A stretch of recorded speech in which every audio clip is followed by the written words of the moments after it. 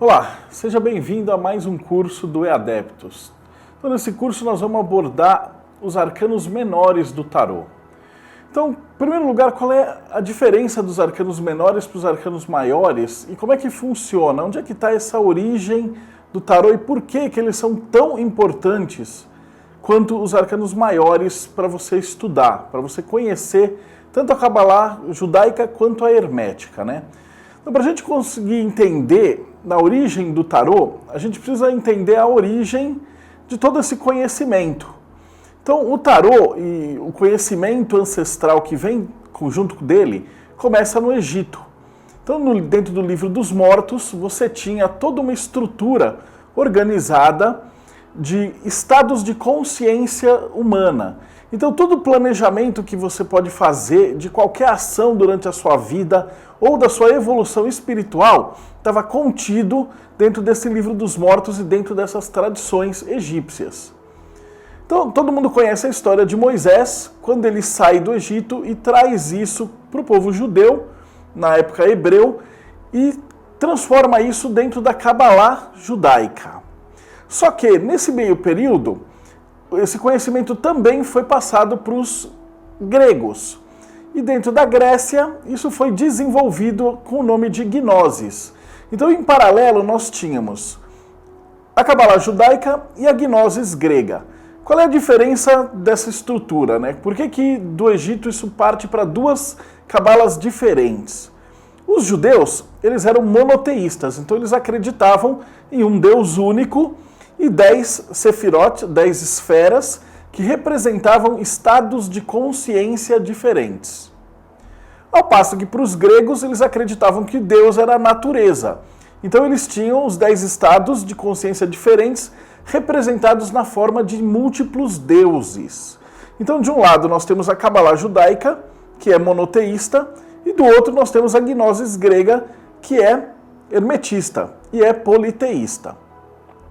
Dos gregos, esse conhecimento ele foi passado para os romanos e ele permeou toda a Europa. Então ele foi se misturando com os nórdicos, vikings, celtas, lusitanos, gauleses, ingleses, todos os povos foram sendo dominados e foram trocando informações junto com os romanos.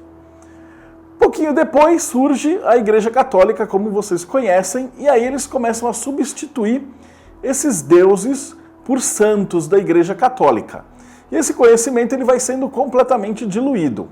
Então, onde você tinha múltiplos deuses, agora você tem santos diferentes, e você tem procissões e santos característicos de determinadas cidades, e esse conhecimento da Gnosis original vai sendo pulverizado pela Europa.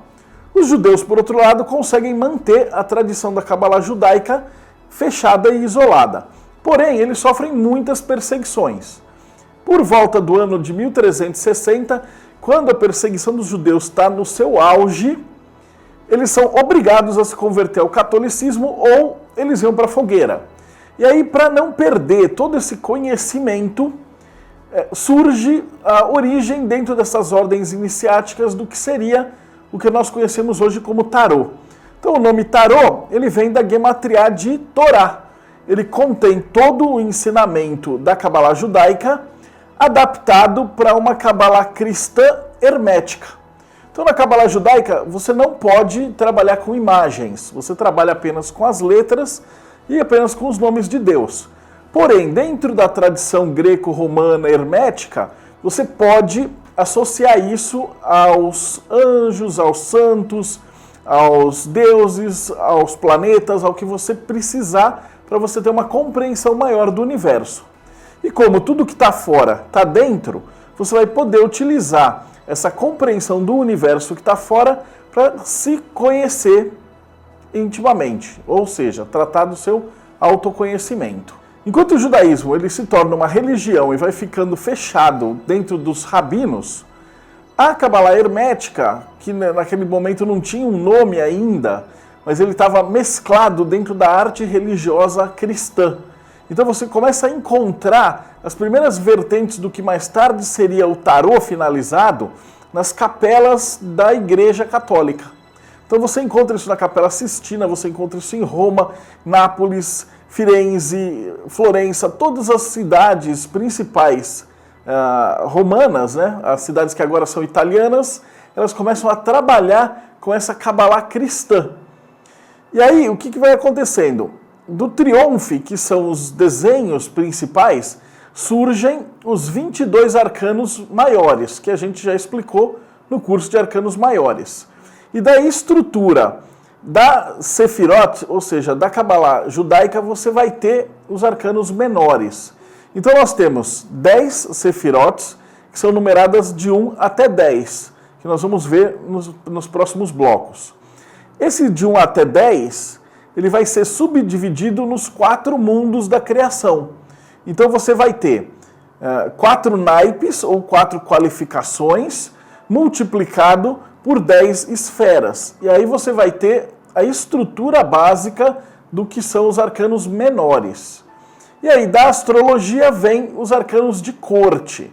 Então nós vamos ter aí, dentro da alquimia, a princesa, o cavaleiro, a rainha e o rei. Então o cavaleiro salva a princesa alquimicamente, eles se casam e se tornam as energias de rei e de rainha. Tudo isso vezes os 4 naipes. Então nós temos aí 40 arcanos menores e 16 arcanos de corte. Somando tudo isso, nós vamos ficar com 56 arcanos menores. E esses arcanos acabam aparecendo pela primeira vez, bem mais estruturado dentro do baralho de Marsella.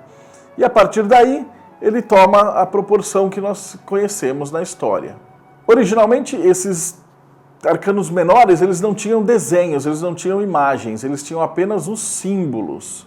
E mais tarde, só com o Rider-Waite, isso em 1904, ele surge o primeiro tarô que tem as imagens e os desenhos dos arcanos menores. E aí, o Arthur Waite coloca essa estrutura e ele começa a adaptar desenhos, facilitando e muito da compreensão do estudo dos arcanos menores. E a partir daí nós vamos ter o Crowley, que também colocou esse simbolismo com um pouquinho mais de precisão, né? O Rider-Waite ainda estava dentro de juramentos, então ele não podia revelar tudo que ele sabia. O Crowley tocou um dane-se e colocou tudo que tinha para ser colocado. E finalmente eu escolhi um terceiro tarô para esse curso, que é o mitológico, que ele conta algumas histórias da mitologia grega, da Gnosis, adaptadas para a historinha dos arcanos menores. Então, comparando esses 3 tarôs com o Hermetic Kabbalah, a gente vai ter uma visão bem completa do que sejam os arcanos menores. Então, eu vejo você no próximo bloco.